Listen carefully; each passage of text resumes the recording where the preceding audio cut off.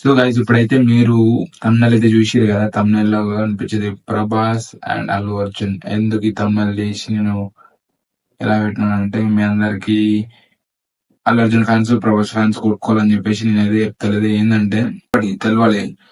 ఇప్పుడు అల్లు అర్జున్ కమర్షియల్ సినిమాలు తీసుకుంటానే నార్మల్ మెగా ఫ్యామిలీ సపోర్ట్ తోనే అల్లు అర్జున్ అనేది పుష్ప అంత పాన్ ఇండియా వెళ్ళిందంటే, కమర్షియల్ సినిమా చూపించిందంటే సుకుమారు అల్లు అర్జున్ డెడికేషన్ వాళ్ళందరూ కలిసిన వల్ల అనుకోకుండానే పాన్ ఇండియా అయిపోయింది.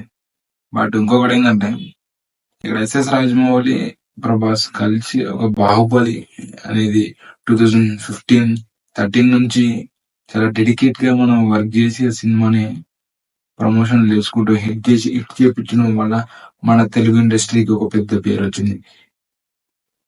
దీన్ని బట్టి ఏంటంటే Prabhas fans and Allu Arjun fans కొట్టుకోవడం వల్ల వాళ్ళకి నష్టం.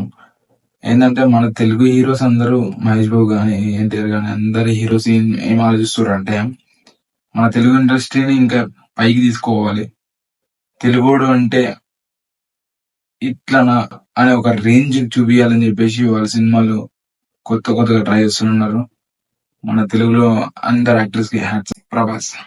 ప్రభాస్ ఎట్లా అంటే మనకి బాహుబలి 2 బాహుబలి 1 వల్ల మనకి అతి పెద్ద పేరు వచ్చేసింది. Pushpa 2 pan India.